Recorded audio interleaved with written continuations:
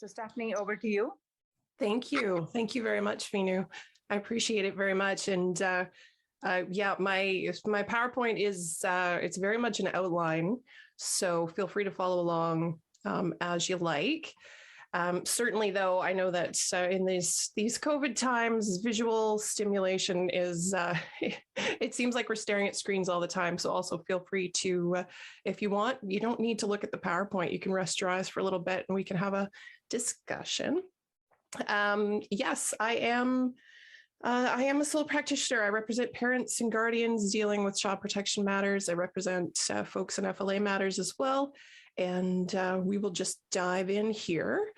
I'm on the traditional and unceded territory of the Comox First Nation right now. And when I put the presentation together, I sort of went through my history as a human being and where I come from and where I've lived. And I realized that the territories, the First Nations, the Indigenous communities, the land that I've lived on is, it's vast. It is so vast. It goes coast to coast on here on Turtle Island. And certainly since 2013 being on this chunk of rock that we call Vancouver Island now, so-called Vancouver Island, it means the world to me.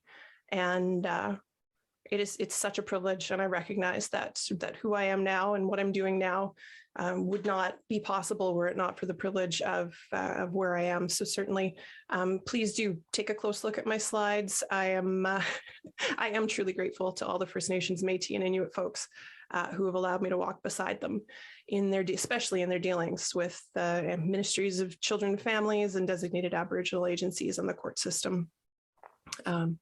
So here we are.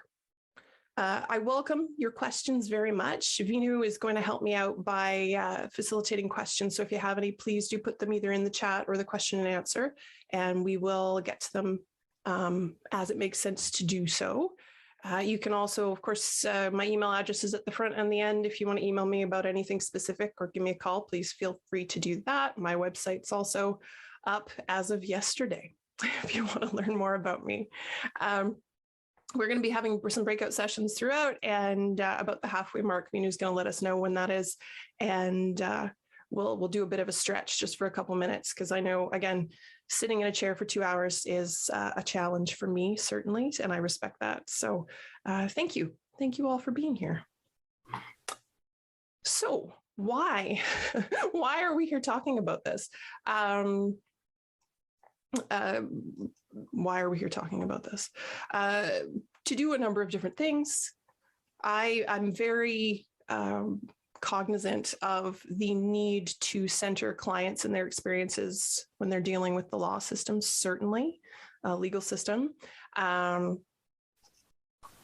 It's important to me that we being lawyers recognize that we're not at the center of this process. The clients have to be at the center. And that's why it's so wonderful to have such a strong community of advocates working in this system, because without community, it's very easy to feel disconnected, and especially during COVID. So I'm very happy to be here presenting to you, certainly. And also because the role of lawyers can be quite limited, both in the time available to them. I've had no private child protection clients. They've all been through legal aid referrals. And I've had one, maybe two inquiries from folks who wanted to pay privately for child protection law services. And for whatever reason, it just never panned out. So we can, as lawyers, we're very limited with the legal aid tariffs. And if you haven't taken a look at them, they're on the website, legal aid's website. Check them out, see how much time we have available for certain things, for sure. But advocates are so very valuable in your unique role, being able to fill the gaps that are left when lawyers engage in the legal system, the child protection system with their clients. And honestly, I'm a member of one of the committees on the Association of Legal Aid Lawyers. And just last night, I was telling the community that if I was in charge, every client who was provided with a legal aid referral would also get access to an advocate for, preferably unlimited amount of time, but at least a set amount of time. And I know that with the recent changes to Legal Aid BC, I'm very optimistic that the changes that have happened will mean that there are some additional positive and meaningful supports to clients of all of the legal aid lawyers out there. So that's important to me. So you're aware, I'm based here in the Comox Valley, but I practice in Courtenay, Campbell River, up in Port Hardy and Port McNeill, over in Port Alberni. Right now I've got files in Duncan. I'm talking to some folks in Powell River. I'm sort of all over, and it's a unique experience because I am able to practice both rurally and a bit more in more urban settings. And I do have experience certainly in Victoria. I was the managing lawyer of the Parents Legal Center in Victoria when it opened. We opened it up. I had a role in that I'm very proud of, and was there for about a year and a half. And for me, I found it fairly limiting not being able to take matters to trial, knowing that if a client wanted to fight something and a trial was being set or a contested presentation hearing was being set, I would have to send them to a different lawyer. So being back in a more holistic legal role is it's the best fit for me. So I'm very happy to be here. And I do some Family Law Act representations as well. Usually they come out of my child protection files. So at the very least for the Vancouver Island and Sunshine Coast, I feel like I've got a decent handle on how things are going and how different they are. Certainly when we can move over to my next slide here. Oh, maybe not, just one moment. Certainly the differences between practicing in Courtenay and Campbell River and then comparing that to the situation in Port Hardy, where the MCFD office is incredibly understaffed. They are lacking social workers all the time. And it can be sometimes a real challenge to know that there are services in the more urban areas that just aren't available to clients in the more rural areas. And that's oftentimes where advocates come in, certainly to help to bridge that gap a little bit. So yeah, okay. And just the last point here on this slide, acknowledging the realities of the child protection systems that clients experience. Certainly that's part of it. Just being aware of each location's limitations and advantages, of course, it's not all bad, is important, and advocates are so important there as well. And in making sure clients' voices are heard, and we'll talk more about that. I know that there have been trauma-informed practice is very much the buzzword of the legal community, the helping professions lately. And I think that because advocates are the community builders of the legal world, that it's so important that I think that we're all on the same page regarding things like trauma-informed practice. And just the basic tenet that, no one's ever going to know what a client's dealing with truly in their history, their experience, their concerns, their background. And with the limits placed on the work that we do, and I mean time limits specifically, it's not likely that any of us are going to hear the full story from a client. And I mean, it may be that the client is never going to be able to tell their full story, certainly. Trauma-informed practice is something that has been on my mind for quite some time. I was involved in a couple of positive space campaigns on university campuses in the 90s. So it's been a while. But the idea there was that safe spaces were being created, specific safe spaces, and trauma-informed practice brings the concept of positive and safe space into the wider world, into the world at large. And the reason that I think it's so very important in this work is that if a client can assume, if they just inherently are aware that they will be safe with a lawyer, with an advocate, with other service providers and supports, that trust will build. Generally, trust will build faster, relationships can get stronger faster, and you can get to the point where it's easier for clients to share information, which is so important, especially in child protection situations, because sometimes the information that we need from our clients, lawyers and advocates both, is the information that's the hardest for them to share. So that's why I think it's so very important. And there's a bit of a quote from this trauma-informed practice principles.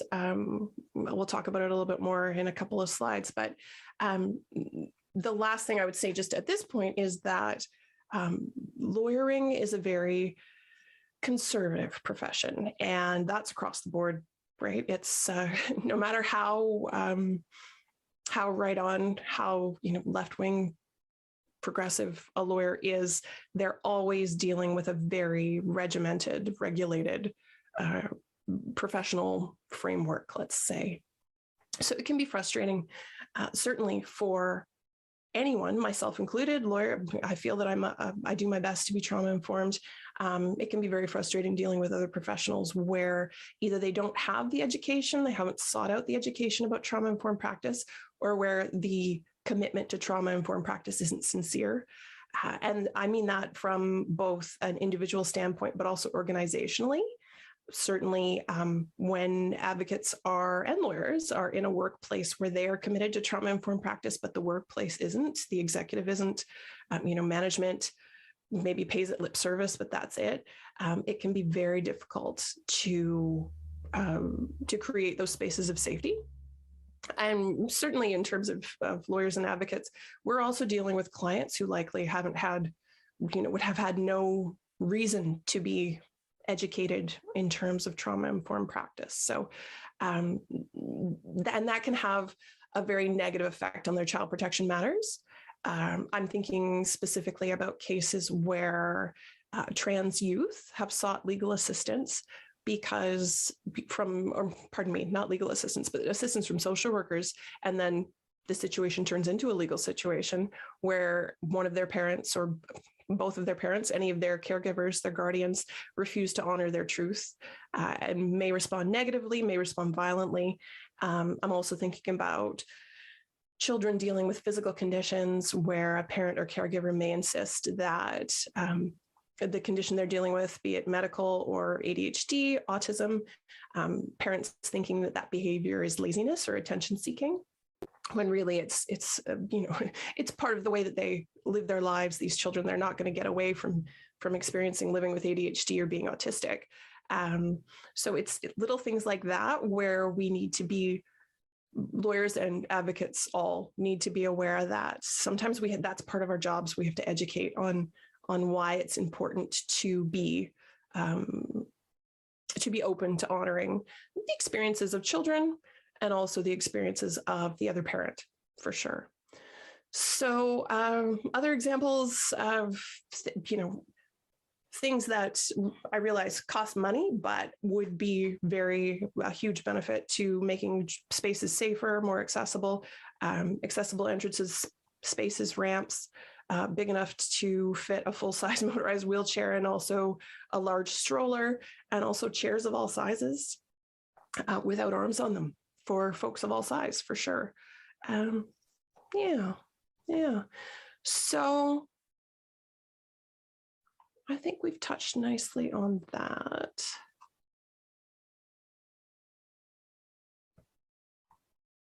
Okay, so as a more practical tip, I think that it's 2021 and most lawyers, even if they're not educated in it, are aware of what trauma-informed practice is. And so I think all of the above is my long way of saying, if you're not sure as an advocate for your clients, or just as an advocate who's curious, if you're not sure about a lawyer's stance on being trauma-informed, ask them. And I think that this is a good thing for an advocate to consider doing without the client present, because it takes the pressure off of the client. It's less chance that an interaction is going to reflect negatively on a client. Just advocate giving a call to the lawyer and saying hi and seeing how they do things. It's also possible to do it with social workers, for sure, if there's an opportunity there to do that. And I know, I've certainly, as a lawyer, had conversations with social workers outside of specific client interactions where, just saying, letting them know that maybe using words other than clean or dirty to describe whether a client is using substances, actively using, right? Human beings aren't clean, they're not dirty, they're people.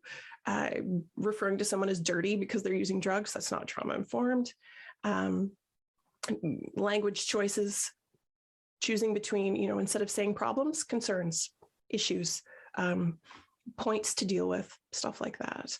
And I mean, if it comes to it, if a client and a lawyer truly can't see, eye to eye on trauma-informed practice, you can always ask for a new lawyer to be appointed.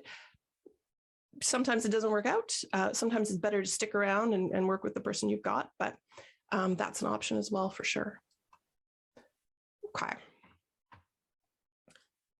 So I think it's very important I do a lot of reading. I'm a big reader, and I don't practice environmental law, but certainly I think there are a lot of similarities between environmental law and child protection law.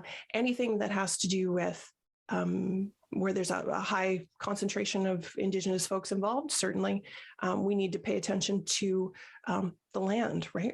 Vino and I have both, we made it very clear we know whose land we are on, and I'm fully aware that it's a huge privilege to me to be here. I was not invited. So it's also important as a legal professional, and I mean, the second slide here makes it clear, we must sit with the uncomfortable truth of how our education, health, and legal systems have harmed and continue to harm generations of Indigenous families through residential schools and continued systemic injustice, and that includes through child protection systems, certainly. So my role as a lawyer is always going to be problematic, no matter how trauma-informed I am, because of the systems that we're working with, because of the very conservative nature of the legal profession, and because of what the legal profession has done in terms of creating laws, and that not just criminal laws, certainly, but the laws that have to do with child protection law, family law, property, so on and so forth. So that I'm constrained in the legal advice that I give to my clients based on flawed legislation, that's always going to be a problem. I work in the area because parents need to be represented, and represented well, when their liberty is at stake. And by that, I mean their ability to parent their children without the unnecessary interference of the province, social workers, the director, whatever term you want to use. I think it's very important that we recognize, though, that this is the beginning of a bit of a shift, because for so long, and even not that long ago, the education that I received about things like residential schools in the 60s and 70s scoop, they were taught as though it was the history of Indigenous people, as opposed to the history of, and in my notes, I have mostly in brackets, but white people, right? And other people complicit with these systems. So I think it's no longer appropriate to just say that Indigenous folks had things happen to them, right? Residential schools happened. We need to name who did these things and who let them happen, and then we'll be able to move on to true and positive change. We're not quite there yet, clearly, because the systems are still so flawed. However, I'm optimistic, and your roles as advocates is part of how I can be optimistic, certainly. And I'm looking at the time and I realize we need to move a little bit faster, or we're never going to get to the end here. But yeah, maybe I should, I don't know. I have a really fancy microphone here that you guys can't see, but I'm thinking podcast might be time. You can let me know in the comments if you think that's a good idea, but certainly we're dealing with a very heavy area of the law. So when possible, if we can keep it light, I mean, it's good to do that. However, we can't deny that. Oh, thank you, Sarah. Joyce. Oh, sorry. I said I wouldn't. I was told not to say people's names. My apologies. It's just that I know who those people are. Thank you. I appreciate your enthusiasm. So as I was saying, oh, now I'm all thrown off because enthusiasm has been returned to me. See, this is why a dialogue is so much more valuable than just me talking into the void and the cave in which I practice law here. Okay, so I was talking a little bit about liberty, families with their liberty at stake. It's important to know that child protection law isn't, I want to say it's not family law. It's not just family law. It's family law plus, let's say, because it always involves families, but it also has aspects of administrative law, and by that I mean that social workers have a huge amount of power to make decisions. And when they make those decisions, judges are often very hesitant to comment on them or interfere with them. I'm speaking specifically about when social workers place children either with caregivers known to the child or foster parents. But it does sometimes occur. And certainly we'll talk a little bit about a victory in that regard later on. But I'm sure every advocate of really everyone who's dealt, every human who's got a person in their life who's dealing with or has dealt with the child protection legal system knows that it's very easy for a parent or guardian to feel like they're being punished by the situation they find themselves in. And this is especially true when the parent has reached out for help. And with that help comes an intrusive role of the state, essentially. I can think of examples of people who have reached out because they needed support for groceries or income, or the other parent is abusive. And so they've reached out for support and they're the protective parent. And then it feels like they are under the great scrutiny because they're being told they have to keep their children safe from an abusive partner. Or when families need additional support, when they've got members who are disabled or autistic or ADHD, things like that. It can feel very much like parents are being punished. And then, of course, the standard of proof we're dealing with is not, though, the criminal defense standard of proof beyond a reasonable doubt. That's not where we're at. And it's not even balance of probabilities, which is the usual civil standard, the family law. If you're dealing with FLA, balance of probabilities, which is the judge kind of going, if it gets to a judge, I'm more than 50% sure a thing is either true or is in the child's best interest. Social workers are able to make decisions based on likelihood. Just something is likely that it happened or may happen. And that can be very difficult to express to clients, certainly. And sometimes that's where I look to the advocates that I'm working with to say, listen, let's you and me have this conversation. And then if you can translate Steph, the lawyer, into a language that your client will be receptive to, I would find that just such a benefit to my ability to express where we're at, because it's not fair. It's certainly not. You reach out for help and then all of a sudden you've got intrusive intervention. That's not fair. But it's the system that we find ourselves in. And certainly in situations where clients have been either under an investigation by law enforcement or charges have been laid, but no conviction has been made, social workers have the power to act on likelihood and go, well, even though a judge wasn't going to convict you, we figure it did still happen.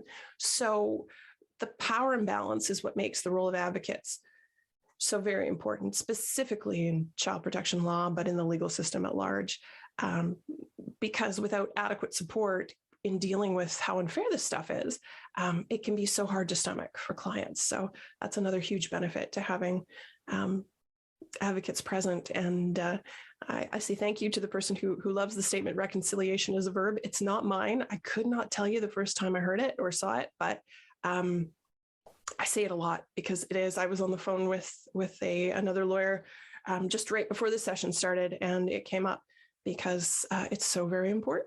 So very important. So this is, I've chosen this example on this slide, and it's a poor example. I've chosen a poor example on purpose because this comes from the federal government of Canada's website. This is what was on last week. They're using census data from 2016 and showing, sure, it's a big number. Of course, 52.2% of children in Canada in foster care are Indigenous. They account for only 7.7% of the child population in 2016. And then they provide the numbers. It's a stark statistic. I don't think it's useless, but it certainly doesn't take into account families dealing with the system where children are not in care. It doesn't take into account children in out of care arrangements, right? That's just foster care. It's not extended family placements. It's not voluntary care agreements. So it's not a full picture. And it certainly does not, there's no trauma-informed lens applied here, right? If there was, it would be bigger information. And this is on the main website. Like if you go to that tiny URL, you will go to the main Government of Canada website for Indigenous children in care. It's not hidden. It's very easy to find. So it also, I invite you to take a look as an example of an unhelpful resource because no solutions or strategies are provided. And we'll talk a bit more about the TRC calls to action in a moment. But it's important to notice that the changes we're seeing in the legal community, although slow, are not nearly as slow as the changes we're seeing in government, unfortunately. So that's where we find ourselves. I think here, let's go back before we look at that one. I think it's important to note that trauma-informed practice means recognizing that so many things that in the past have not been seen as trauma responses are. And the big example I'm thinking of is addiction. If anybody knows the work that Gabor Mate has done, he worked for decades, still does, I believe, on the downtown east side of Vancouver. And his work, he's written a number of really great books. You can check them out. Also, family violence is also very much seen, the perpetuation, intergenerational perpetuation of family violence. Certainly, it's both trauma creating and a trauma response. And I can think of a number of clients, vast number of clients who are traumatized by the fact that they have a low literacy level. They're just, their reading level is not at a high school or even junior high school level. They're reading at an elementary school level. And so that's why it's so important to meet folks where they're at today and assist them in moving forward, because it's not something I often say to my clients, but I often say it to their supports. I say it to the folks in my family a lot and my friends, is that there are no time machines yet. We can't go back in time. So what we can do is meet folks where they're at and help them to make, hopefully, the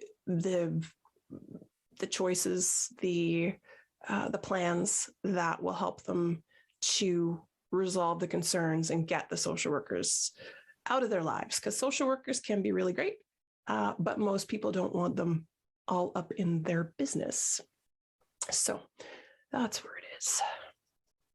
Oh, and just as a last note here, I'm just seeing in my notes, this is very important. I know every lawyer who does legal aid work knows that Advocates Talk and your network of information is fantastic. And so I'm always looking to add services and supports to my referral network. I'm always looking to add other lawyers, because I have advocates who call me and ask, do you know somebody in this area? Do you know someone? I've got a client dealing with this specific concern. Do you have a lawyer who has information about that? So if any advocates out there think there's somebody I should know that I don't already know, please let me know. I'll call them. I'll say hi. It's always a good thing, I think, because honestly, seeing a lawyer is hard enough.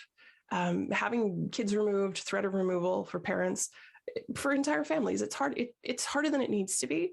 And it's made even harder without entering and, without, it's rather not knowing whether or not the lawyer you're going to deal with is trauma informed. Just it's an added level of difficulty that doesn't need to be there.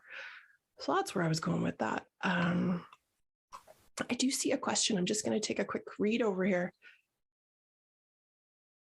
Okay, so it says, I feel like out of care arrangements are super common to keep those statistics at where they are instead of where they would be if they weren't convincing people to agree to these out of care options, in quotation marks. I've seen it a lot in my life. Thank you for that. Yeah, sure. Certainly. I think that not including the out of care options keeps the numbers down. Most definitely. That's a really great observation. Thank you for that. Okay. Lawyers need and benefit from your help, advocates. I am very grateful that you are here. And I should say that this is not a photograph of mine. I don't know these people. I don't know how that advocate and that lawyer got there on that cliff together helping each other, but here we are. The lawyer, of course, would be the wet blanket of the professional world. that is how I describe myself every time I go into, in my head at least, every time I go into a conversation where I'm going, it is literally my job to ruin your day with the information I'm about to give you. Maybe I've received a fax and it's a new set of court documents where we were expecting a certain order to be extended and a CCO, continuing care order, has been applied for. Maybe I've had a conversation with a social worker and the social worker says, we've received a report from our CMP about your client and here are the details. And I have to tell the client what that means. And maybe they're not going to get to see their kids for a little while until social worker investigates. So yeah, professional bearers of bad news, certainly. Trauma-informed lawyering is this awareness of the effects of delivering this information to our clients, where the information is legally relevant, but we know it has the capacity to be trauma-invoking. So that's just part of why we need your help so much, is because of that, essentially, because we're the wet blankets of the professional world. Yeah. Okay. So I talked a bit more, or a bit above earlier, about how my role as a lawyer is problematic. And looking at these principles of trauma-informed practice, and again, that's from that TSG resource, Trauma, Gender, Substance Use, from the BC Women's Hospital. And there's a link to it, I think, on the next slide if you'd like to take a closer look. But the 4 main points: trauma awareness, safety and trustworthiness, choice, collaboration, and connection, and strengths-based and skill building. Where there is a deficit for lawyers, for me as my role as a lawyer, is certainly safety and trustworthiness. I know that most, I'm not going to say all, I've certainly had I've had a number of clients who I've had a really nice connection with.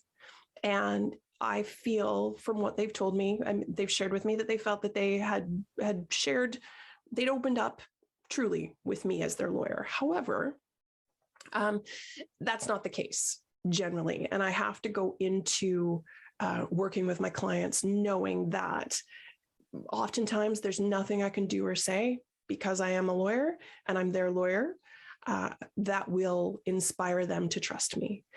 Your role as advocates is very unique because you don't have to be the bearers of bad legal news.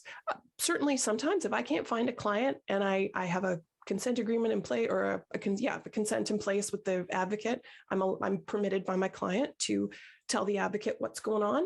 Sure, sometimes it can be you telling the client the legal news they might not want to hear. But generally, I try to keep that role for myself, because I want to keep you as the client's advocate in a supportive role, not in an informational, potentially negative informational role. And I think about things like that I would want to tell my clients that just wouldn't come off very well with me saying them. One of them is telling a client who's a parent and has been for many years, whose children have been apprehended by social workers, perhaps RCMP has been involved, traumatic experience for everybody. Me telling that client that having their kids in care is an opportunity for them to rest, get their house in order. I mean, both literally and figuratively. It doesn't go over well. I probably tried it once or twice as a junior lawyer and realized quickly that no client wants to hear their lawyer saying I'm a very literal person. When I say things, I mean, generally, unless I'm clearly joking, I mean exactly what I'm saying, with no subtext, nothing else going on. But I understand that most people, if they heard their lawyer tell them, oh yeah, your kids are in care, what a great opportunity, I understand it's not going over well. I thinking back on the fact that I've done it, I feel great shame and minimal shame. I've worked on the shame, but I certainly am very glad that I've learned and educated myself, and I don't do that anymore. However, I think that it's the advocates the role is so valuable because you are able to develop a more caring role, a more supportive role. And so maybe if you're having tea with your I never have an opportunity to just sit down and chill and have a cup of tea with my clients, unfortunately. And but if you do, being able to, in the course of a conversation, it comes out organically, listen, maybe take this as take the rest that you need.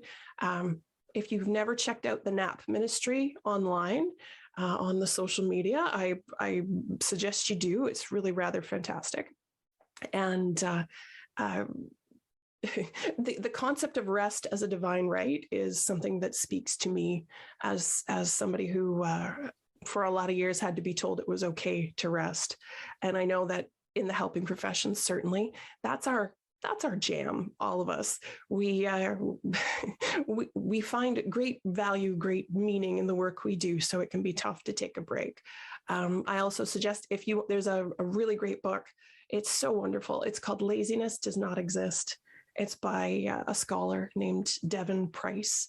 And just these concepts, right? Like if you need to read a book about it, go for it. But just the idea being that as an advocate, you're better suited to guiding the clients in these ways. So certainly a lot of legal advice is contraindicated to rest, right? Like when I'm telling my clients they have to do X, Y, and Z for the best chance to get their kids back, it's the opposite of me telling them that they should, go take a night off. And certainly in my experience, I've got a question. Which ministry? The NAP ministry, NAP, like go for a nap ministry. Go check it out. It's very cool. So yeah, clients can feel guilty for taking breaks just like anybody else, right? We feel like sometimes as humans, we feel like we haven't done enough. We don't deserve a break. And certainly any client whose kids have been removed, they've already got literally somebody telling them they haven't done enough, right? You haven't done enough to have your kids in your care. So for sure that messaging is already there. But of course, human beings need rest. And having kids in care, oh, thank you. That's fantastic. There's a link. Having kids in care can give parents or caregivers the opportunity to attend treatment, to attend I'm struggling with a word other than residential for what kind of treatment it is, but the kind of treatment where you go and stay there, given the negative connotations of the residential word, right?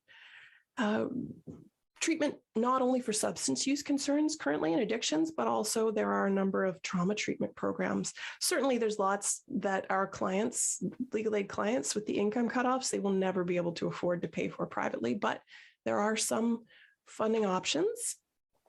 First Nations Health Authority, they have a number of, right now, I'm aware of a few online programs for folks through different agencies.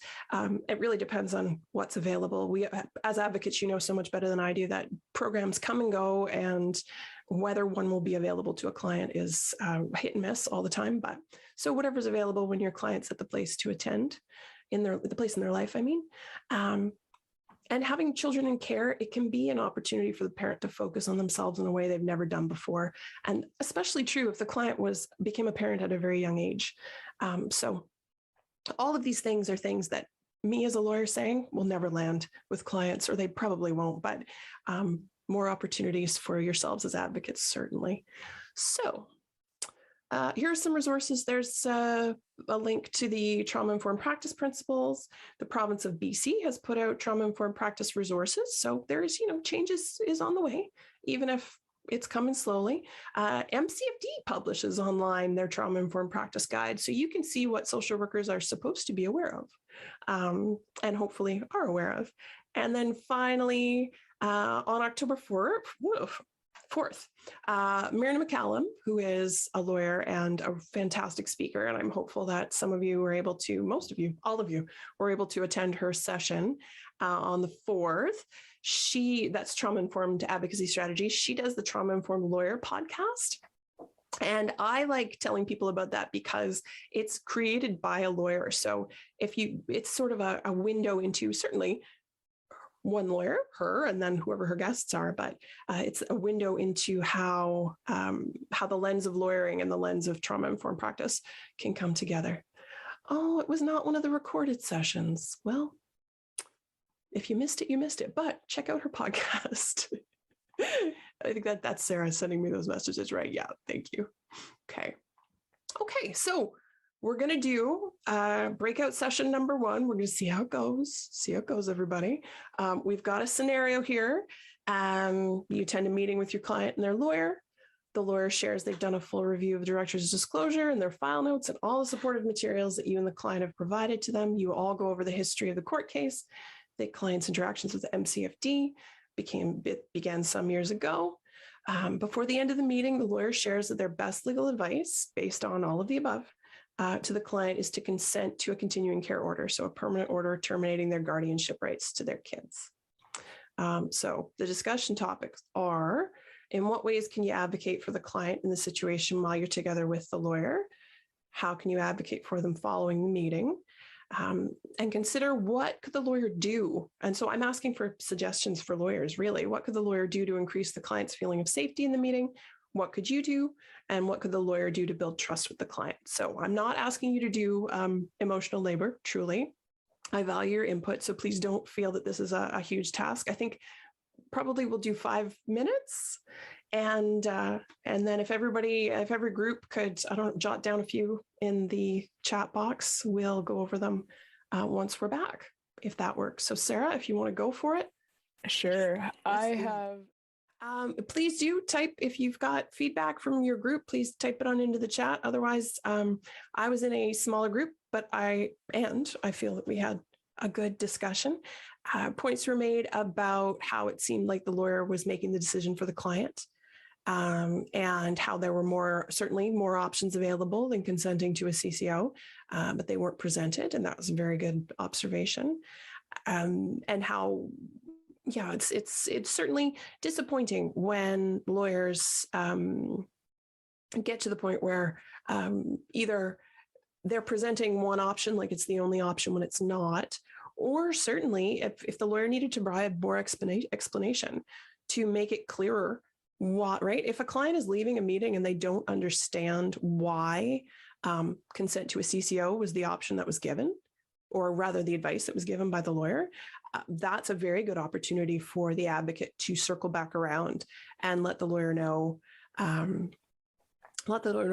why the client doesn't understand why this is the only option. And certainly more information can be provided anytime. And occasionally, yes, my advice to my clients is, on occasion, consent to a CCO. Don't like doing it.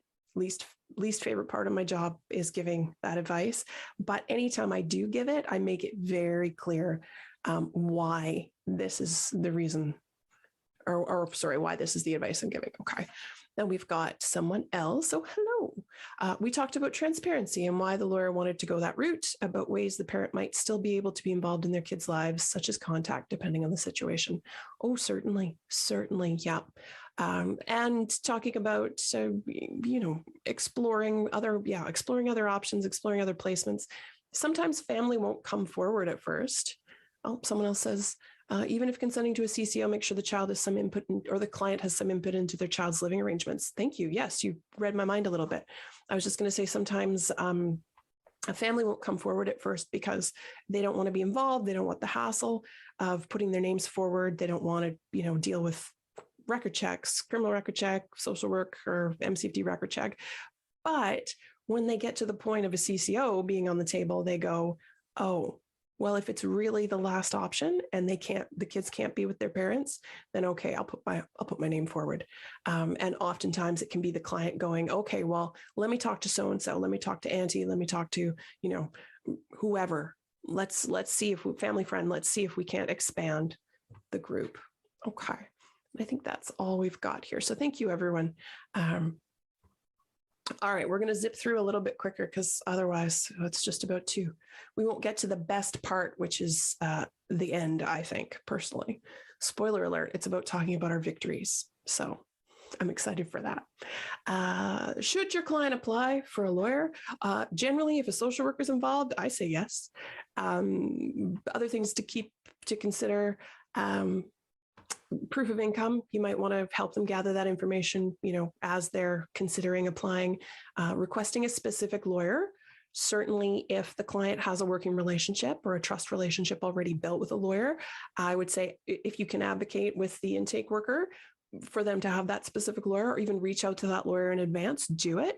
Other options, if the client either applies and doesn't qualify for whatever reason, income or other, Justice Access Centers, Family Justice Centers. If your client's Indigenous, there's the Indigenous Justice Centers that are currently, there are 3 open, the rest are virtual. They are opening more. Access Pro Bono's Lawyer Referral Service, Duty Counsel.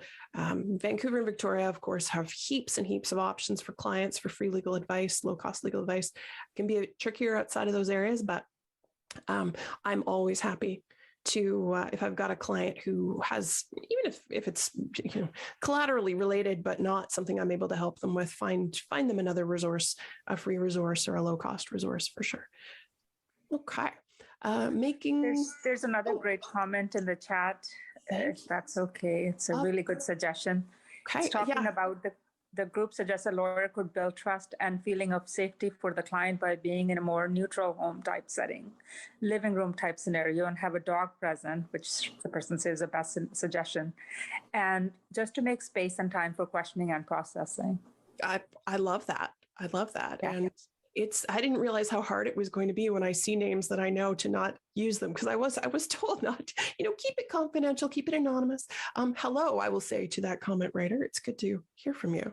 The dog suggestion, yeah, that's fantastic. I'm a lover of animals, as anyone who knows me knows, and I love that too. That's wonderful. And I see also someone said that they've made arrangements with the band office to see Indigenous clients there on reserve rather in town where my office is. Oh, most certainly. That's a fantastic idea, right? Yeah, if you can keep it in community, please do. Oh, first names can be okay. If it's something sensitive, I'll edit it out. Sensitive. I wonder what that would be. Okay, first names can be okay. Hi, Dawn. That's wonderful. Hi, Julia. That's Joyce. So good. This is so great. This is like, I feel like it's a really strange reunion that we're having here of folks that I've worked with over the years. It's wonderful. Okay. Making contact with your client's lawyer, that sounds really easy, right? Your client gets a referral, they give the lawyer a call, or maybe the lawyer calls them first. Easy peasy. Oh, sometimes it doesn't work that way. Sometimes I can't find my client. Legal aid maybe gave me old information. So I always say, you know what? Be proactive, give a call, advocate or a client, support them to call their lawyer. I know, especially now in 2021, phone call anxiety is huge with so many people. We don't like using the phone, us humans, anymore. And we used to dig it so much. But prepare them for, most likely lawyers can ask them to review and sign a retainer agreement. I do. Mine is very detailed because I like to make sure there's a document that folks can refer back to. COVID considerations. Certainly right now, it can be really tough to be in person, right? We're all online right now, and that can just add another layer of difficulty in building relationships. So I tell folks, and I hope that they take me at face value when I say, listen, if you think of a way that we can work together better, client, advocate, support, whoever, let me know. Let me know. I'm happy to do it. Social worker, right? I think it's good to be creative. It's good to be collaborative. It's good to think outside of the box. And like I said, if you haven't looked at the tariffs, the legal aid lawyer time limitations, feel free to check that out on the website just to get a really good idea of exactly what amount of time we have. Right now, it's general preparation, 20 hours. And that's everything, unless I can fit it into one of the other categories, which is preparing for collaborative processes, which is 10, 4 hours for collateral, 2 hours for Indigenous client services. I'm blanking on what the other ones are now, but so preparing for a CCO, they give us an additional 6 hours. So that's pretty great. I'm being facetious. It's not great at all, but hopefully, and I know there are lots of great folks working to increase those numbers. So hopefully that'll happen soon. Hopefully there are folks in charge listening that, I don't know, take me at face value and increase the time. Anywho.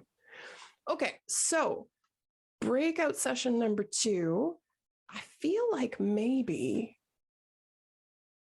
you know what? I think if it's okay, we'll skip breakout session number 2 because it's quite similar. I feel like we'd be going back in time. The first one was about already talking to your lawyer or to your client and their lawyer. And this one's about your client meeting their lawyer. So if anyone wants to talk about making first contact with a lawyer, let me know after the fact. We can do that. But I think we'll zip through because it's not the most relevant at this point.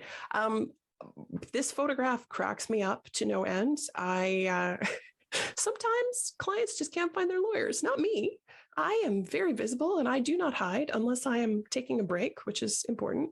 However, I know sometimes I've had advocates call me and say, hey, do you know where so-and-so lawyer is? My client was just referred to them by legal aid and we can't find them. It happens. Google, the Law Society lawyer lookup is supposed to be up to date. However, if you need to go back to the intake worker at legal aid and say, hey, we can't find the lawyer, do it, right?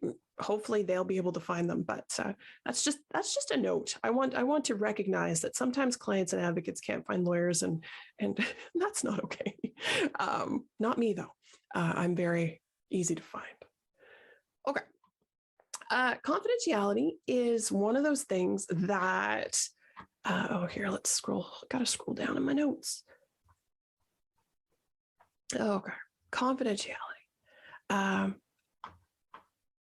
Is one of those, it seems simple, but it's something that I always reinforce to my clients that unless I have to share it, so unless it's me telling social worker, director's counsel, judge, right, I'm this person's lawyer, if we're in court talking to the judge or the clerk, I have to share that information unless, or legal aid, right? Legal aid requires us as legal aid lawyers to provide a certain amount of information if they ask for it. And also for billing, we have to tell them what we spent our time on.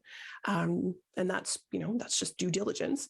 I'm not going to share, right? I make it very clear to my clients, listen, if a piece of information is shared and you don't want it to be, it is not coming from me, certainly.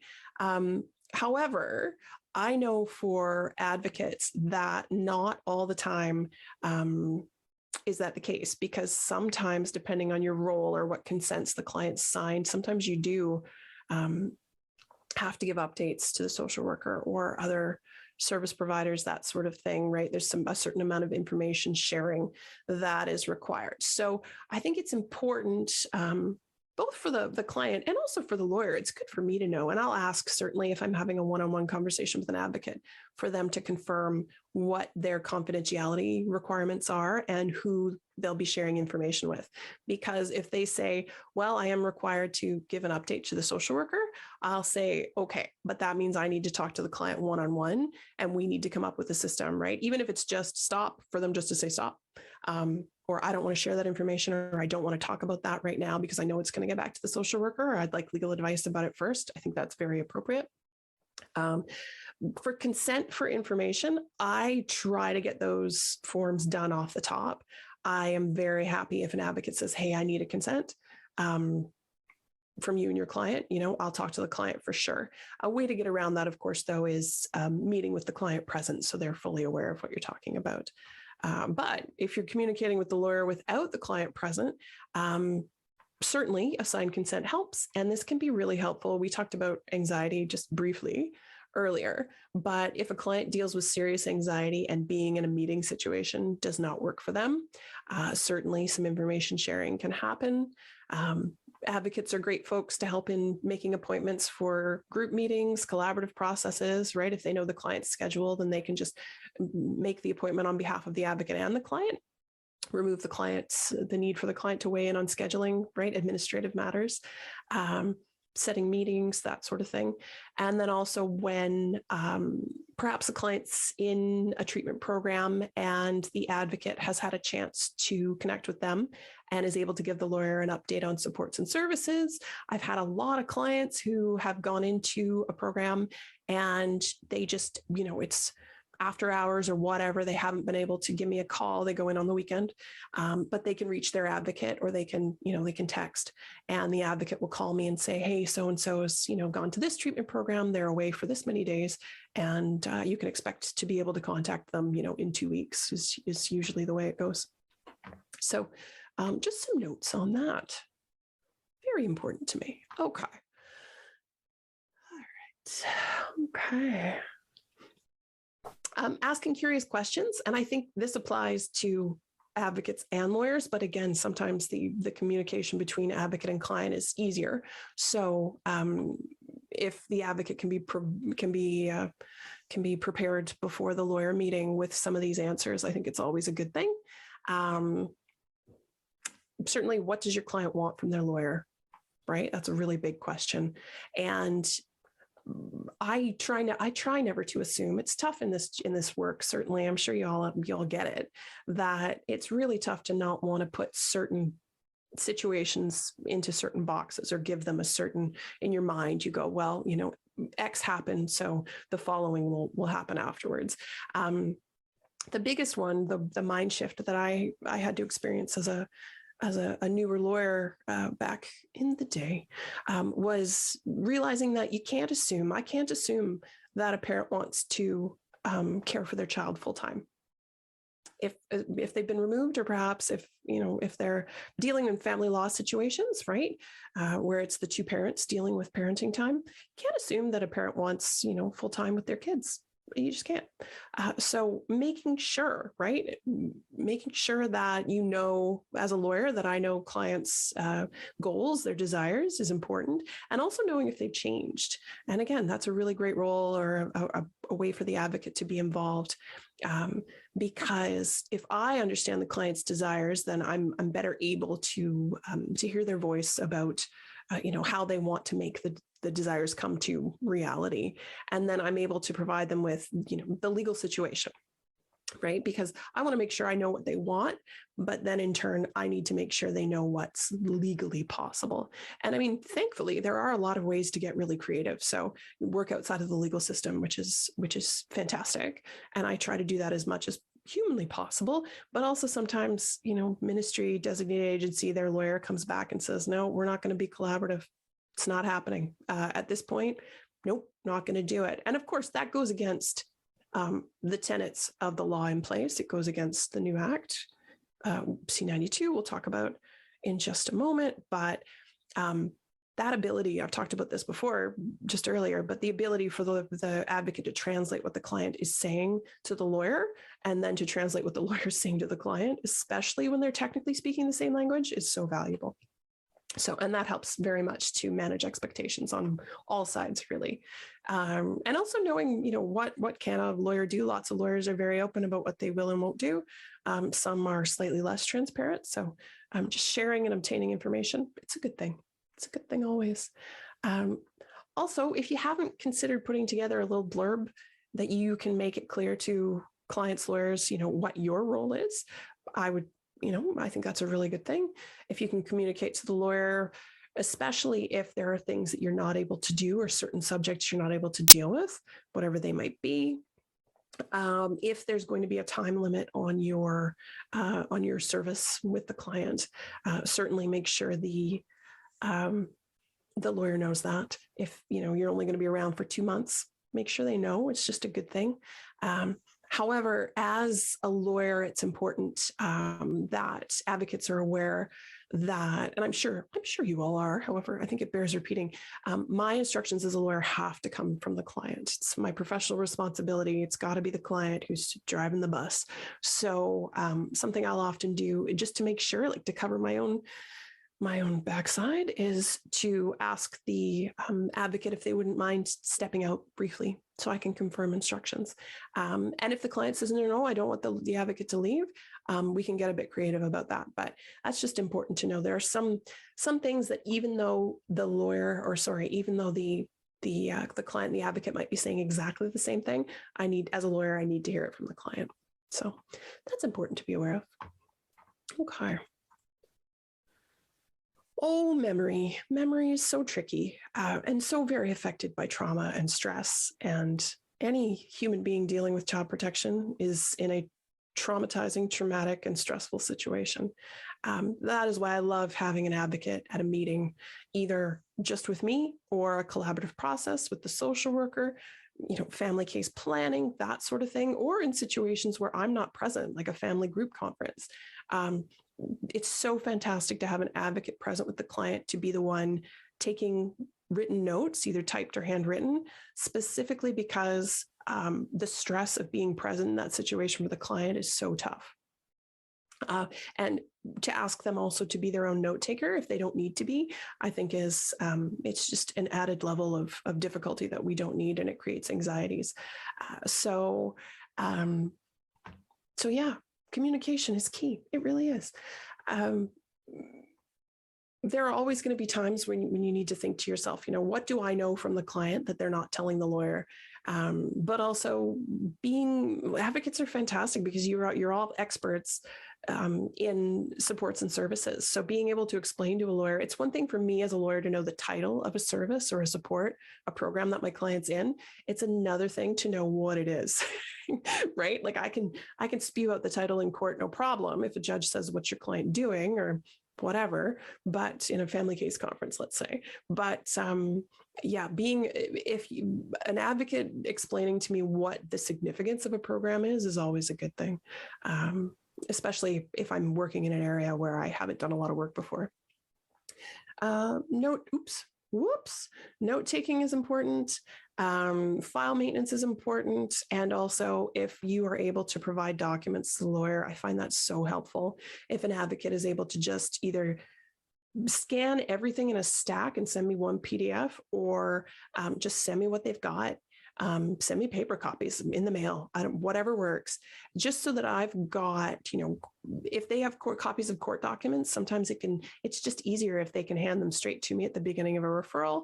And then any certificates of programs completed, any letters of support they might have received from community or family, employer, friends. And then if they've got any like reports, medical reports, any diagnoses, sometimes psych reports are floating around, parental capacity assessments float around. And by that, I mean they exist, not that they are in the ether. But getting all of that stuff from an advocate can be so much easier, of course, than getting it from a client who doesn't have access to a scanner or a printer or whatever, or even the certificates themselves. Right? Things go missing. And then always confirming next steps. I love to do that at the end of a meeting for sure. Make sure all is clear for everybody, or as clear as it can be in a very unclear area of the law. Yeah, and that maintains accountability for the lawyer included. Making sure, right, at the end of the meeting, if everybody knows what their specific personal next step is, being able to come back and go, okay, lawyer, did you do that thing you said you were going to do? Really, the lawyer should lead with, I like to lead with, here's what I did. Let me share first. Let's get it out of the way. That's always a good thing. Yeah. Okay. All right. Okay, breakout session. Let's do this one, Sarah. When the lawyer-client relationship struggles, sometimes lawyers and clients, they just do not get along. Oh, great. So Sarah's put the breakout. I won't read it since we're limited time, of course. But yeah, Sarah, if you want to put us into groups, we can talk about how advocates are great at helping out when lawyers and clients aren't getting along. Okay, Stephanie, would you like to go back into a room? Yeah, that'd be great. Okay, awesome. All right, I'll do. All right, thank you all. So, challenges faced when dealing with a lawyer-client relationship that's struggling.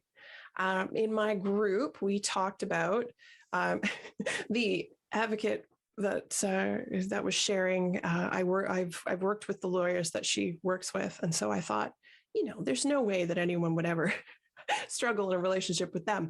However, sometimes it happens. And it was brought up that oftentimes clients' expectations are much greater than the limits on what the lawyer can do for them. So managing expectations, asking specific questions is important to make sure the client is on the same page as a lawyer about, it's not that I don't want to help for everything. It's that's simply not my role.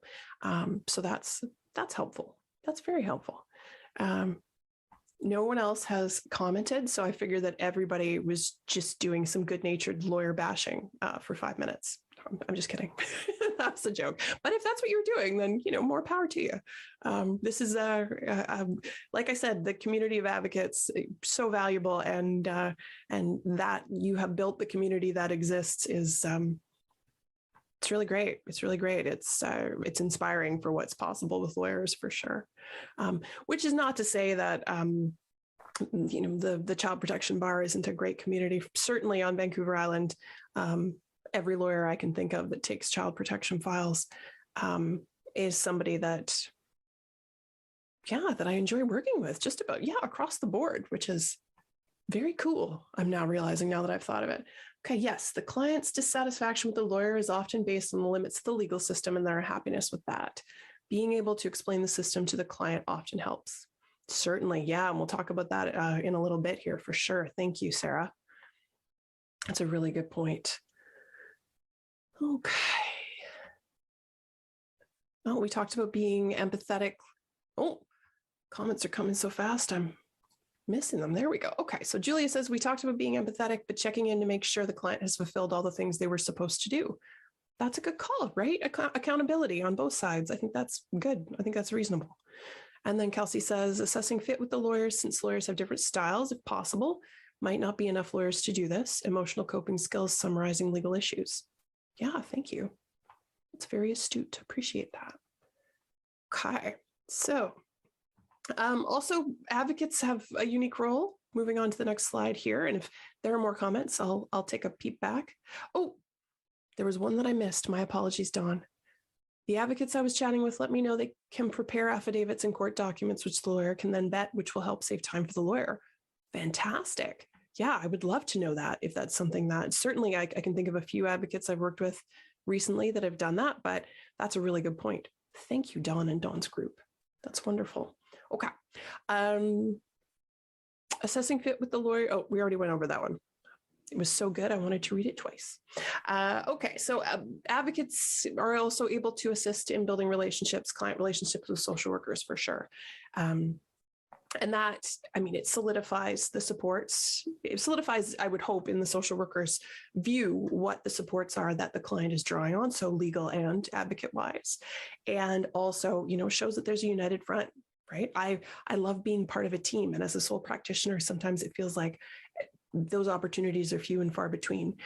So knowing that an advocate is going, yeah, nope, I've made sure that the lawyer and the client and I were all on the same page. We are a unified team. That's fantastic. You can also, I put squeaky wheel gets the justice, right? Me making 2 phone calls might not have any additional effect, but if I'm calling a social worker to get them on board with something and the advocate is as well, and the client is, that certainly brings things to the forefront. You tend to get faster attention from a social worker, I find, if there are more people calling. I don't like to encourage that all the time because certainly social workers are busy as well, but it's possible for sure. Avoiding redundancies, right? If it only merits 1 phone call, an advocate and I are on the same page, advocate says, I'll handle this with the client, you don't need to. I go, fantastic. That's wonderful. I've got other client work I can be doing for sure. Maintaining communication, same goes. Advocates being able to have, especially where an advocate has a prior relationship with a social worker that maybe the lawyer doesn't, or, lawyers who run trials, if we've cross-examined a social worker, it's really tough to come back and build a trust relationship there between the lawyer and the social worker. So that's when advocates truly do are so very valuable. We talked avoiding redundancies, building efficiency. Oops. And yeah, like I said, when matters are super adversarial. There are also some parts of, I know Vancouver Island, some parts on the mainland where social workers won't meet with clients and lawyers unless the social worker's lawyer, so director's counsel, is present. So in those cases, I rely on my clients' advocates certainly to be the note takers at those meetings, because it's one thing to have a meeting with a support or service or a lawyer where the advocate's taking notes. It's another thing when it's the social worker talking and the advocate's able to note down exactly what they said to make sure everyone's on the same page, and then being able to communicate that back to the lawyer. So truly the team is all on the same page, because I know we've all had clients who go, social worker says one thing, I say another, and then it turns out that I didn't do what I was supposed to do, but I understood X and social worker's saying I should have done Y, and that's not what happened. And there were no witnesses, and now I'm in trouble and maybe I can't see my kids. So advocates, valuable beyond price. Certainly. We've got a couple of, we got some folks chatting to each other in the chat box, but here we've got Gary saying, I was denied a support role at an FM conference because the social worker's lawyer would not be present. Interesting. Inappropriate, Very interesting. That's shocking to me. I would hope that that was a blip and not a pattern. But if that's what the social workers are doing in that area, maybe they saw you as legal counsel. Interesting. Huh. I'm not impressed with that situation that you found yourself in. Hopefully, they came around to realizing that you were supportive and not legal counsel. But I mean, they clearly saw you as very knowledgeable about the legal system, which I suppose is a very good thing, but not if it meant your client was less supported. That's really too bad. Okay. However, thank you. That leads us into expanding the team, which is especially important when the backgrounds of both the advocate and the lawyer don't reflect the client's background, either in terms of, two non-Indigenous advocate and lawyer working with an Indigenous client, or any culture that's not represented by programming in their area. I'm thinking about folks, especially anybody who's immigrated to outside of Victoria or Vancouver. There are certainly some supports and services for new immigrants to Canada, but not as much. So there's an opportunity to be very creative, I think. And COVID, I mean, lots of negatives. The only big, let's say, positive of the COVID situation is that so many programs have gone online. So all of a sudden, programs that were only available in either Victoria or Vancouver area, Lower Mainland, are available across the province, which is wonderful. So being able to connect your clients with those, being able to find, right, if an advocate has time or their organization has someone, I cross my fingers that there are some organizations with dedicated support and services researchers, but I realize that's probably pie in the sky thinking. But being able to take a certain support or service to, if there's a cost involved, take it to the social worker and say, listen, my client should do this program and I want you to pay for it, or ministry should pay for it, or any other funding organization, right? If you've got, if there's funding through First Nations, through bands, through whoever, right? Whatever ministry, if a client's on disability support or dealing with workers' compensation, WorkSafe, there are creative opportunities for funding. And yeah, I'm thinking of LGBTQI clients and their family members who are LGBTQI clients, or full stop, they're not the clients, the families, any families with disabled folks, if the client is disabled, certainly, if they're dealing with serious medical concerns, all of these are opportunities.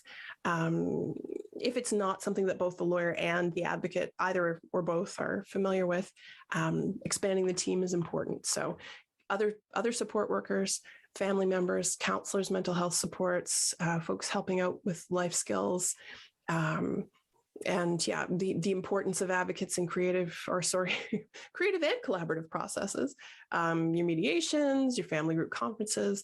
I'm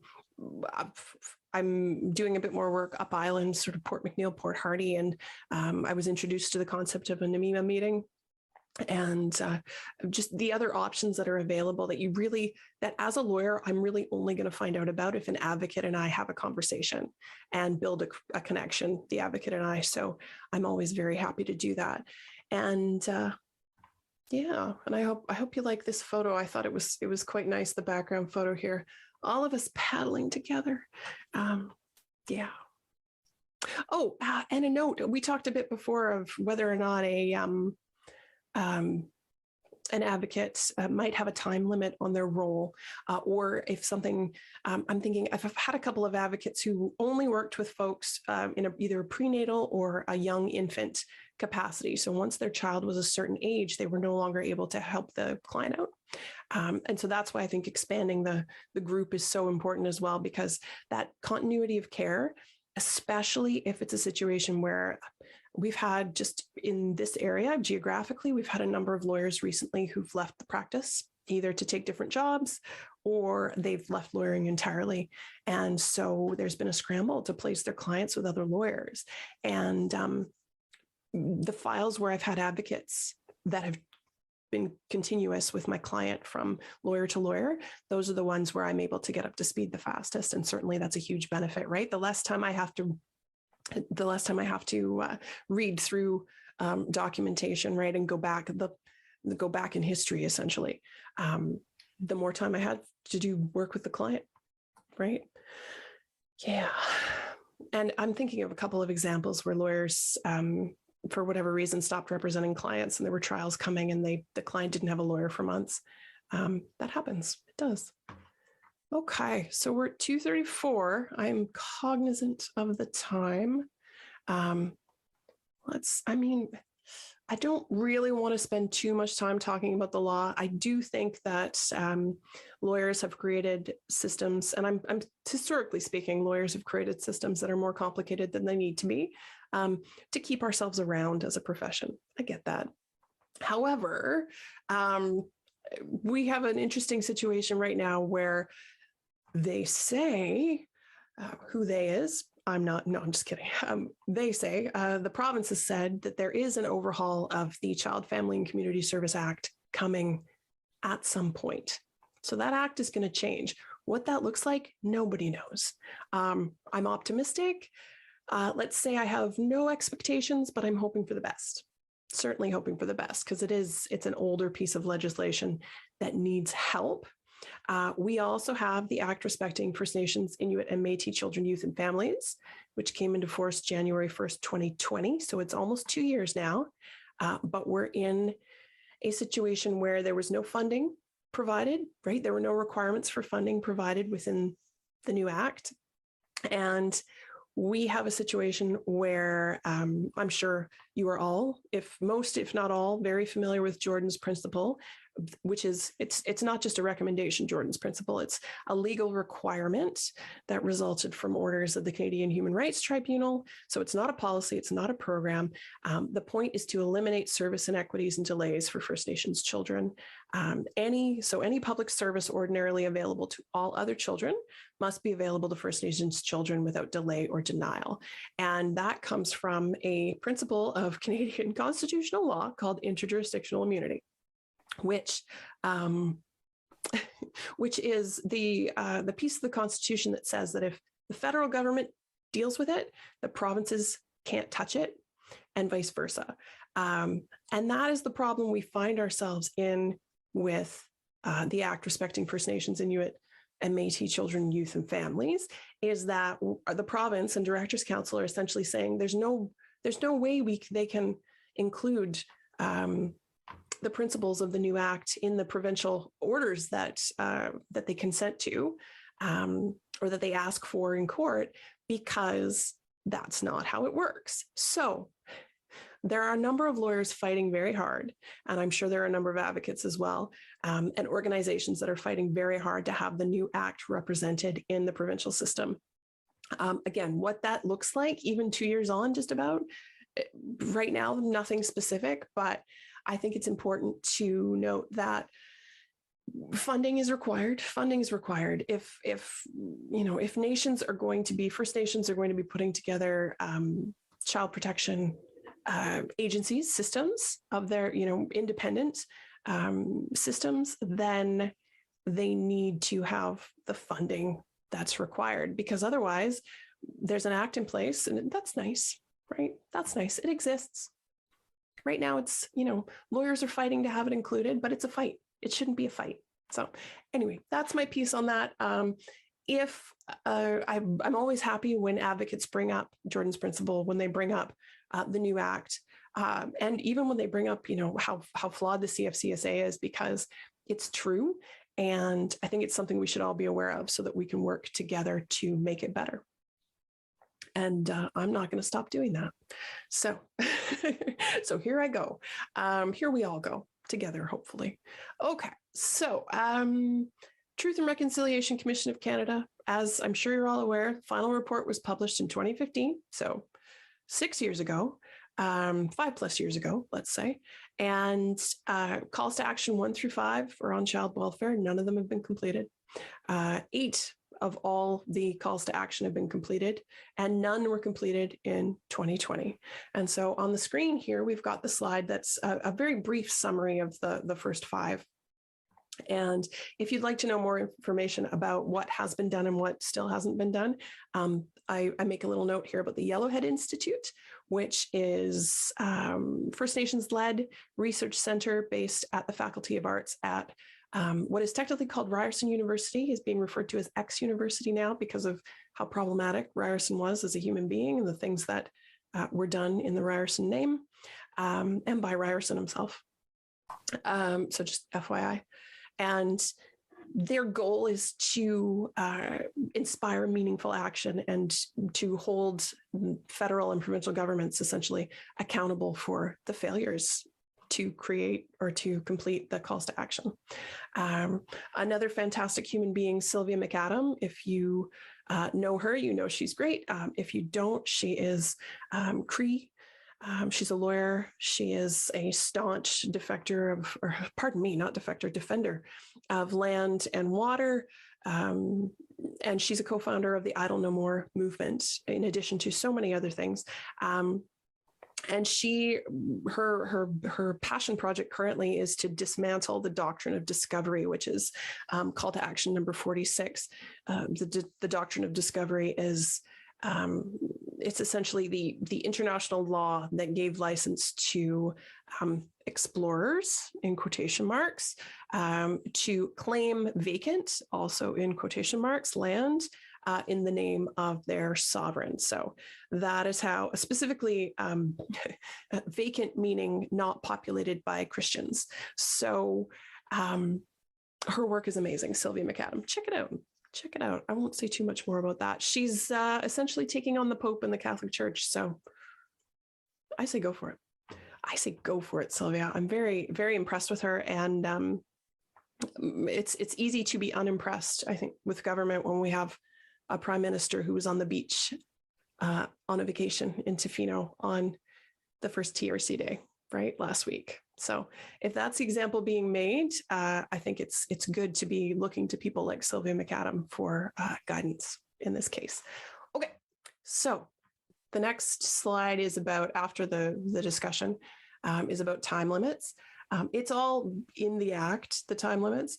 I think the important thing about advocates and time limits is that you should be aware of them. Lawyers should too, of course. It's, being aware of the law that we're working with is good.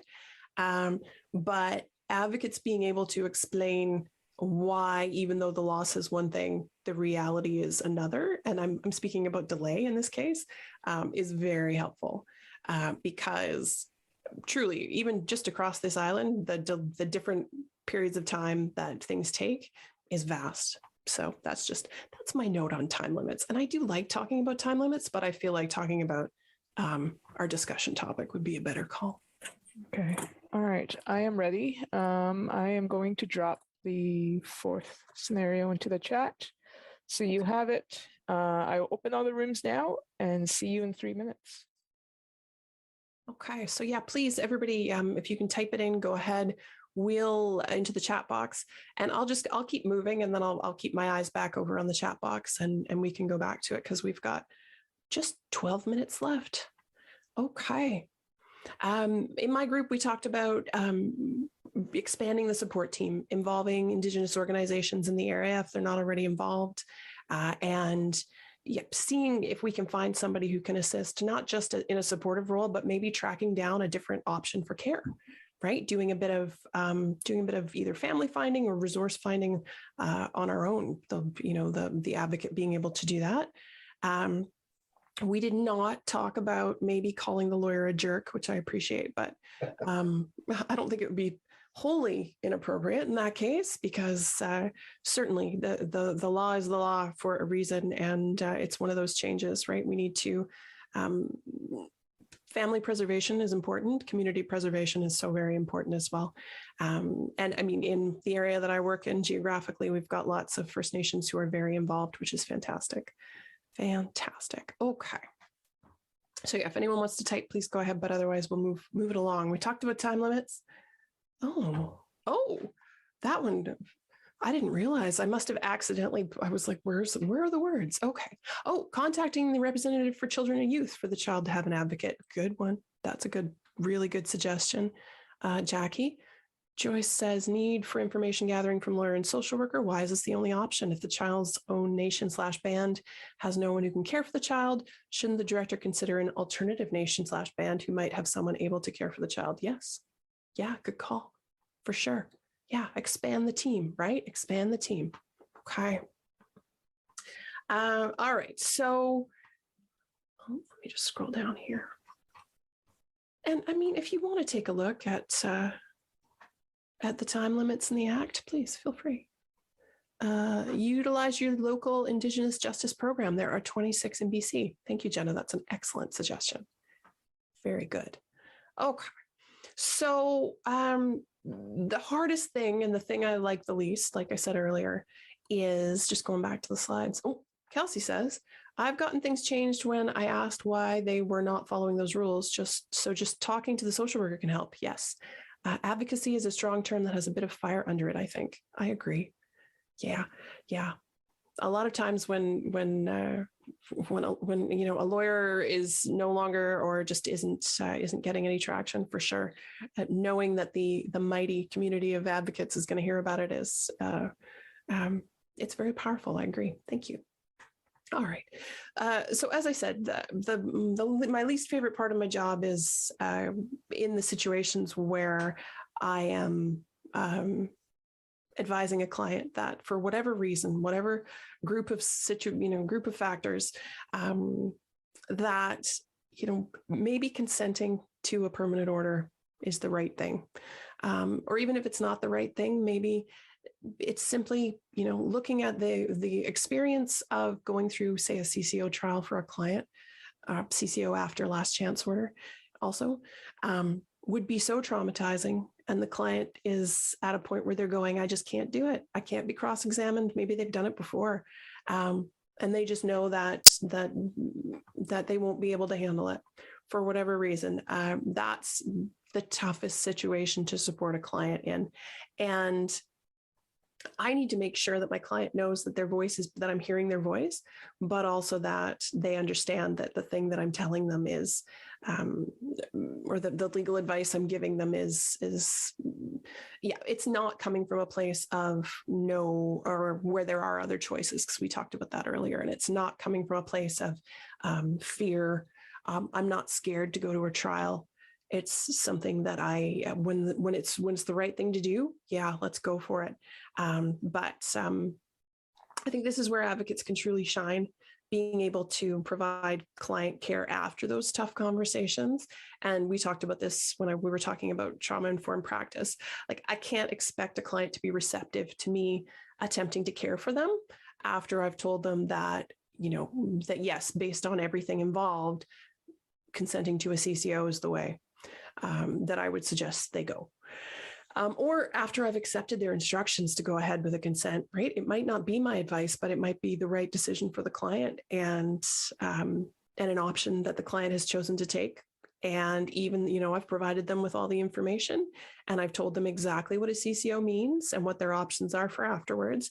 I'm not the person they want caring for them. So advocates in this situation, having an advocate involved, especially one that's got a really great relationship with the client, is wonderful. And I'm so grateful when that is able to happen, not for the situation, but for the presence of the advocates. A really cool way for advocates to support clients is in a court setting. Oftentimes, and the better judges, I will say, will ask if the client wants their voice heard by the judge, even if it's a consent to a CCO. The judges will ask, do the parents want to speak? Do they have anything they want me to know before I accept this order? in cases where, especially during COVID, I am not sitting right beside my client, it's really tough to make sure that, like, I will check beforehand, of course, before court starts. But if an advocate is sitting beside the client and the client doesn't feel comfortable speaking up, there have been a few situations where advocates have spoken to me after the fact, or clients have, and said, I think we should have told the judge this when the opportunity is gone. So I would generally never suggest that anybody blurt anything out in court, except if it's a situation where it looks like things are moving on and you know that you as an advocate know that the client has things they would like to share, but they don't have the voice to do it at that point in time. So it's a bit cheeky, but I mean, the worst thing a judge can do is tell you to be quiet at that point. So, go for it. I say go for it, especially if the final order is being made and the opportunity to speak hasn't been presented to the client.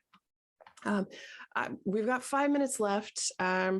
I do have a slide about applying to cancel a continuing custody order, probably a topic for another day, but that's certainly gathering all the information required to do that is something that an advocate can help with. And I'm always very happy to talk about this with clients, potential clients, because it's important. It's important to know that permanent orders, sure, they're permanent orders, but there is possibility, right? It's not the end of the road. And I've represented a number of clients who have overturned CCOs. And certainly there are lots of bands, First Nations, who are supporting their clients to do this, their members to do this as well. So just FYI. And then I'm not going to talk about family law. I know there's a family law section, but it's a way to get creative for sure, especially guardianship. I'm thinking if you can involve another guardian by consent to keep a child out of care, maybe a grandparent, certainly that's an option. Oh, and then the effects of the work. I want to get to the end bit. I think it's important for us all to be aware, right? Apply trauma-informed practice to ourselves. And that means strategies to debrief, being aware, taking a break, having, efficient systems so that you're not recreating the wheel every time you open a file or whatever at your office. So it's important. It's very important, especially because, vicarious trauma, secondary trauma, we're working with clients who are dealing with the worst times of their lives often, but multiple clients dealing with the worst times of their lives. So that builds, right? It builds on the people doing the work. So, rest is important. Self-care is important. Self-awareness is important. Lawyers as a profession, not a very self-aware group. There's the Advocate magazine, which is like the Law Society's magazine. I get it. It comes out 6 times a year, and in it there is a wine column. In the last version, it was the last book. It was 9 pages long, and this is being sent without choice to a group of folks that have some of the highest rates of substance use, alcohol use disorder in any profession, any job, right? So it's one of those things. Okay, so take care of yourselves, please. This is important. Advocate for yourself and those who share your roles to be cared for. That's important. I think this self-care approaches for advocate session, it might be full. I know there are a few that are full. Anyway, check it out. If you're going to do the chair yoga, I invite you to explore the roots of yoga. Make sure it's not just the physical practice that's being talked about, because there's so much more to yoga than that. But it can be a part of self-care. On the 25th, minimizing the impact of stress on the body. Yeah, that session is full. So I'm interested to hear about that from some folks. All right. So celebrate your victories, please. We are always stronger together. That case, the director and DR, I note it not just because it's one of mine, but it is. And I worked with a really great lawyer here in Courtney named Rachel Gutman. The two of us worked together. One of the PLC lawyers, Jeremy Rego, also worked on it a little bit. It's an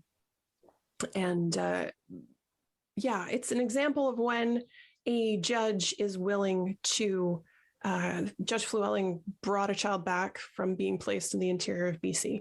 The facts are more complicated than that, but in paragraph 70, Judge Flewelling says a removal is traumatizing for a child.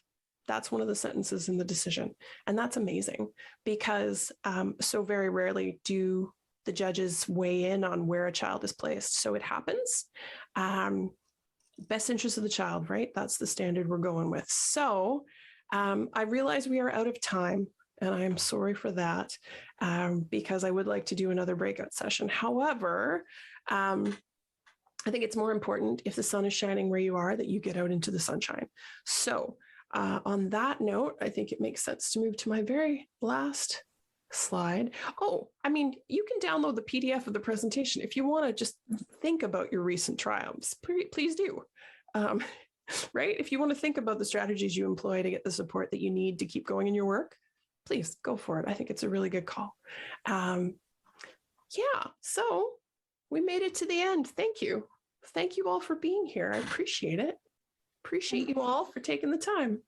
And thank you, Stephanie, for this engaging and enlightening conversation. You've been so generous with your knowledge and sharing such great ideas with the advocates. On behalf of everybody in this group and the Law Foundation and LABC, I thank you for the bottom of my heart for this presentation.